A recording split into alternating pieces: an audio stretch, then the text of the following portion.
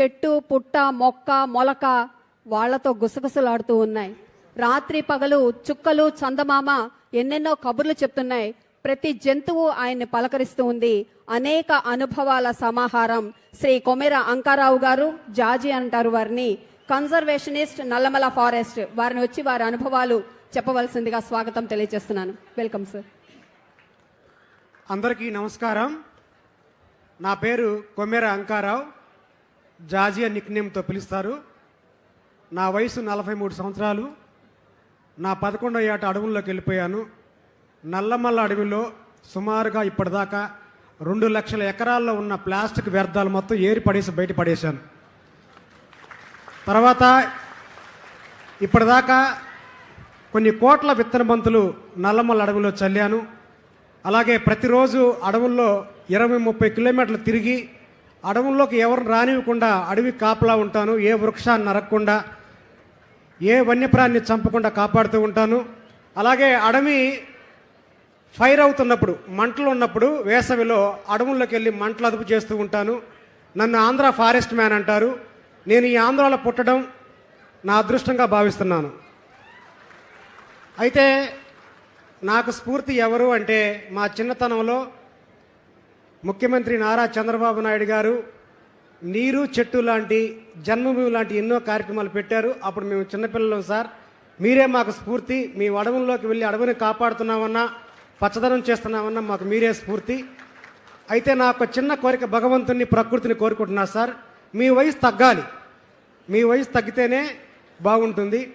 ఆంధ్ర భవిష్యత్తు మీ చేతుల్లో ఉంది సార్. మీరు మాకు స్ఫూర్తి. అలాగే డిప్యూటీ సీఎం గారు, ఆయనకు మేము వీరాభిమానులు. అయితే ఆయన ఇప్పటికీ పదవి చేపట్టి 1 సంవత్సర కాలంలోనే అడవుల శాతం అనేది బాగా పెరిగింది. దీనికి ప్రత్యక్ష సాక్షి నేనే. ఎన్నో కార్యక్రమాలు, వారికి మడ అడవుల పైన ప్రేమ ఉంది. అడవులు, సామాజిక అడవుల పేరుతో ఇప్పటిదాకా ఎన్నో కార్యక్రమాలు చేపట్టారు. వారు చేయటం వల్లనే అడవుల శాతం పెరిగింది. మీ ఇద్దరు ఇలాగే చిరకాలం ఉండాలి సార్. కనీసం 30-40 ఏళ్ల పాటు మీరు ఇలాగ ఉంటేనే ఆంధ్ర భవిష్యత్తు బాగుంటుంది సార్. మీకు నిండు నూరేళ్ళ ఆయుష్ ఉంటుంది, అది ఖచ్చితంగా సార్. మీకు ఉంటుంది సార్. మీ ఇద్దరు 100 ఏళ్ల పాటు చరిత్ర పుటల్లో ఉంటారు సార్. ఇక నా యొక్క చిన్న విన్నపం ఏంటంటే, నల్లమల్ల ఫారెస్ట్ అనేది దేశంలోనే ఒక పెద్ద ఫారెస్ట్లో ఒకటి. క్రీస్తు పూర్వమే సిద్ధనాగార్జునుడు చైనా నుంచి, బర్మా నుంచి విద్యార్థులను తీసుకొచ్చి ఇక్కడ పాఠాలు చెప్పిన చరిత్ర మన నల్లమల ఆంధ్రప్రదేశ్ది. అయితే ఇప్పుడు మనం దాన్ని విస్మరిస్తూ ఉన్నాం. దేశంలో వేగంగా ఔషధ మొక్కలు అంతరించిపోయే ఫారెస్ట్ నల్లమల ఫారెస్ట్ అయింది. కారణం ఏంటంటే, నల్లమల అంటే నల్లని కొండలు అని అర్థం. కానీ నల్లమల పేరు మాదిరిగానే ఆ నల్ల కొండలు ఇప్పుడు మలమలమాడుతూ ఉన్నాయి. ఎన్నో ఔషధ వృక్షాలు అంతరించిపోతూ ఉన్నాయి. అలాగే కుంటలు లేని కారణంగా అడవుల్లో బెట్టకు గురైపోయి చెట్లు పోవటమే కాకుండా ఆ చెట్లపైన ఆధారపడ్డ పక్షులు చనిపోతున్నాయి, వలస వెళ్ళిపోతున్నాయి, వన్యప్రాణులు చనిపోతున్నాయి. మనం చేయాల్సిన పని ఏంటంటే, కనీసం కొన్ని కుంటలు, జంతువులు తొక్కేసి కుంటలు అంటే అడవుల్లో ఎత్తైన కొండలపైన పడ్డ నీరు అనేది పల్లంగా వచ్చి కుంటగా ఏర్పడుతుంది సార్. ఈ అడవి జంతువులు ఈ తొక్కేసి కుంటలు మొత్తం పూడిపోయే పరిస్థితి వచ్చింది. ఉన్న కుంటలు మనకు చాలా కొత్త కుంటలు కావాలి, ఉన్న పూడిక తీయించాలి సార్. అది మీ ఇద్దరి ద్వారానే అవుతుంది. అలాగే మనం వీకెండ్ పార్టీలు, సండే పార్టీలు, వన భోజనాలు, ఇలా రకరకాలుగా మనం అడవుల్లోకి వెళ్ళిపోతూ ఉన్నాం.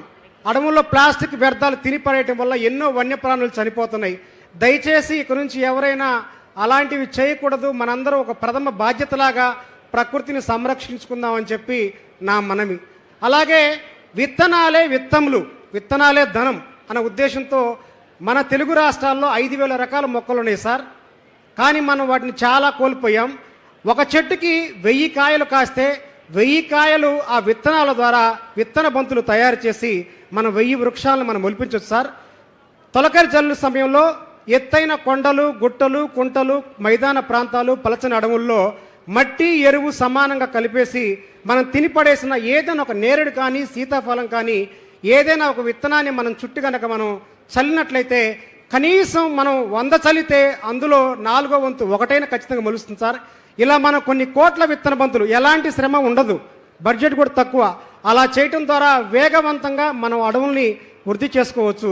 ఈ విత్తనాలే విత్తములుగా మనం కాపాడుకోవాలని చెప్పి నా యొక్క చిన్న మనవి. అలాగే సార్, నల్లమల్ల అడవి దేశంలోని ఎక్కువ కాలుతున్న అడవి. ఎందుకంటే వేసవి కాలంలో గొర్రెల కాపర్లు అవగాహన లోపం వల్ల కొత్త గడ్డి రావాలి అనే ఉద్దేశంలో ఎత్తైన కొండలకు ఎక్కేసి మంట పెడుతూ ఉంటారు మండు వేసవిలో. అవి తగలబడుతున్నాయి సార్. ఈ తగలబట్టడం వల్ల ఎన్నో రకాల ఔషధ వృక్షాలు కాలిపోవటమే కాకుండా ఆ వృక్షాల పైన పక్షి గూళ్ళు, చెట్టు తొర్రల్లో ఉన్న గుడ్డులు, అలాగే ఈ వృక్షాల మీద ఆధారపడ్డ కొండ ముచ్చులు, అడవి కోతులు, అలాగే దొచ్చుల్లో ఉండేవి అడవి తాబేళ్ళు, ఇవన్నీ కూడా చనిపోతున్నాయి సార్.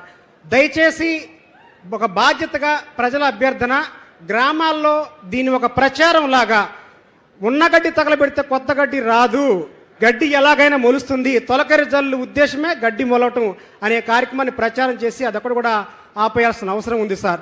అలాగే ప్రతి గ్రామాల్లో కూడా నర్సరీలు మనం ఏర్పాటు చేయాలి సార్. ఒక మండలంలో 15 గ్రామాలు ఉంటే 15 గ్రామాల్లో కూడా నర్సరీలు ఏర్పాటు చేయాలి. అందులో కూడా ఔషధ వృక్షాలు ఎవరైతే మన తాతల తండ్రులు మనం చేశారో దాన్ని ఆ వృక్షాలను కూడా మనం అభివృద్ధి చేయాలి సార్. నల్ల ఉమ్మెత్త, తెల్ల జిల్లెడు లాంటి ఎన్నో చెట్లని మనం ఆదరించాలి సార్.